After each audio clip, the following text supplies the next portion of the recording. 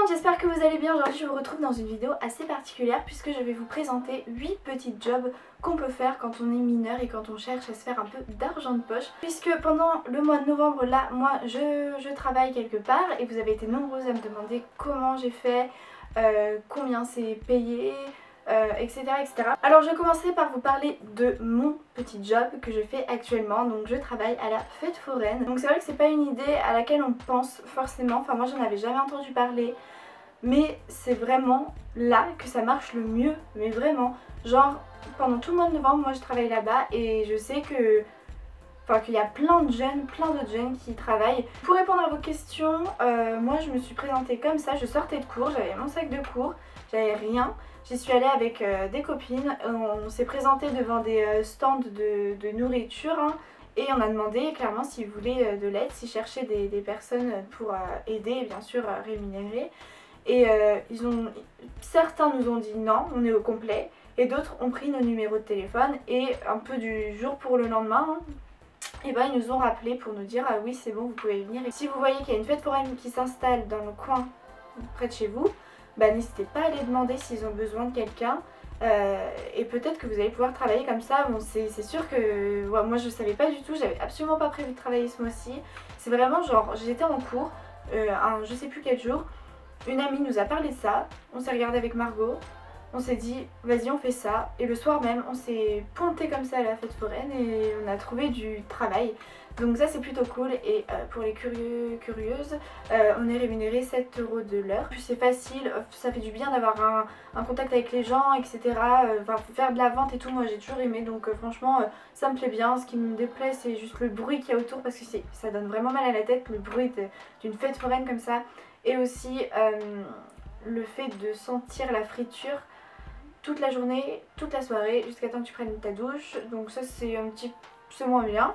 Mais bon on s'adapte quand même. Et d'ailleurs je fais plein de bisous à tous les abonnés que je vois là-bas. Du coup vu que je suis à mon stand et que je vois beaucoup de monde, bah, il y a plein d'abonnés que je vois donc bisous à vous. Ensuite le deuxième petit job que vous pouvez trouver c'est de sortir des animaux. Donc ça je sais que ça se fait de plus en plus. C'est voilà, des personnes qui ont des chiens etc mais qui travaillent beaucoup, qui n'ont pas le temps de les sortir, de s'en occuper, de les garder parce que c'est important de sortir des animaux, il ne faut pas les oublier et il faut quand même qu'ils soient heureux. Donc voilà, on peut contribuer à leur petit bonheur, c'est du babysitting des animaux donc ça c'est pas mal. Donc vous pouvez faire ça si vous aimez pas trop les enfants ou si vous avez un peu peur parce que bon les animaux au moins ils se plaindront jamais, enfin, ça va quoi, vous avez peu de chances de vous tromper ou de faire mal les choses quoi. Donc sinon bien évidemment il y a le babysitting en troisième petit boulot à faire. Le babysitting moi je trouve ça un petit peu plus complexe, enfin moi j'ai jamais vraiment osé en faire, peut-être que j'en ferai si vraiment il y a un moment où j'ai vraiment besoin d'argent, mais pour le moment ça va quand même. Mais c'est vrai que je trouve ça un peu plus complexe, déjà il faut vraiment aimer les enfants et je suis pas sûre d'aimer vraiment beaucoup ça. Et moi les bébés moi ça me fait flipper hein, clairement, genre je sais pas si je pourrais m'en occuper donc bon. Si vous avez de la patience, de l'énergie, si vous adorez les enfants, si vous avez déjà eu l'occasion de vous entraîner à changer une couche ou quoi, bah allez-y, mettez des petites affiches un peu partout pour faire du babysitting parce que c'est bien payé et puis c'est cool quand même, genre quand les enfants dorment vous êtes tranquillou dans le salon et vous pouvez faire vos leçons, vous pouvez regarder la télé, enfin voilà c'est quand même tranquille, vous êtes au chaud, au calme, c'est pas mal. Mais c'est vrai qu'il faut, voilà, faut s'en occuper quand même des enfants. Moi si c'est des enfants assez âgés, en gros plus bébé ça va, mais si c'est des bébés moi c'est impossible pour moi en fait donc voilà, c'est pour ça que j'ai jamais vraiment trop osé. Mais sachez que le babysitting ça je pense que vous connaissez, mais ça peut vraiment être un bon plan. Ensuite la quatrième idée c'est de travailler dans une boutique de souvenirs. Donc moi je pense à ma soeur cet été qui a travaillé au Mont Saint-Michel pendant les 2 mois. Je pense que ça recrute pas mal, je pense que c'est un peu plus officiel donc ça doit être avec un CV ou quelque chose comme ça quand même, genre une lettre de motivation ou je pense un truc comme ça. Et il me semble du moins, je suis pas hyper sûre, renseignez-vous, mais vous pouvez trouver je pense du travail voilà, dans la vente en boutique de souvenirs tout simplement. Donc parce que voilà, il y a toujours du monde et ils ont toujours besoin de personnel. Ensuite vous pouvez aussi trouver du travail pour aider à la personne âgée. Donc aide à la personne quoi. Souvent les personnes âgées déjà ont besoin d'aide pour faire les courses, pour faire peut-être à manger, pour faire je sais pas des petites tâches de la vie quotidienne qui sont devenues trop compliquées.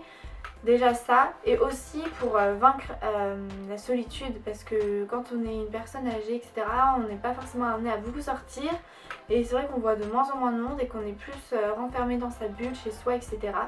Et d'être là pour une personne, etc., de prendre du temps, je sais pas moi, pour jouer à un jeu de société avec elle ou quoi, c'est hyper apprécié et c'est de plus en plus en vogue, j'ai envie de dire. Ensuite, vous pouvez aussi trouver du travail dans un restaurant à la plonge, enfin dans un restaurant en termes général, peut-être que vous pouvez trouver en tant que serveur et tout, mais je pense que c'est un peu plus compliqué et je pense que c'est les majeurs qui passent, mais je pense plus qu'à la plonge, donc la plonge faire la vaisselle.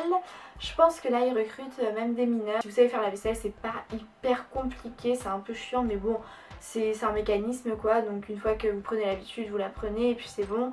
Et ça vous permet aussi de vous faire un peu d'argent, donc par contre voilà, faut être efficace, faut pas mettre 3 heures à laver une assiette, ça c'est sûr. Ensuite, l'avant-dernière idée, c'est de travailler, donc là ça va être pendant la période de décembre, de travailler au marché de Noël. Les marchés de Noël, il y en a partout dans toutes les villes je pense, et c'est vrai qu'ils recrutent pas mal de jeunes pour les aider voilà, à faire leurs ventes ou leurs préparatifs, etc. L'ambiance est trop cool quoi, genre, enfin moi j'adore l'ambiance de Noël et tout, et donc voilà, je pense que vous pouvez vous y pencher sur cette idée là. Vous pouvez aussi, si jamais vous êtes vraiment fort dans une matière scolaire, sachez qu'il y a des sites sur lesquels vous pouvez en gros vendre vos notes, vos cours à des particuliers il me semble, et du coup ça vous pouvez gagner vraiment de l'argent. J'avais vu ça dans une émission de télé que c'était devenu un vrai business. Vous pouvez aussi proposer du soutien scolaire à vos, je sais pas moi, à des proches etc. qui en ont besoin, rémunérés, ça passe, enfin voilà.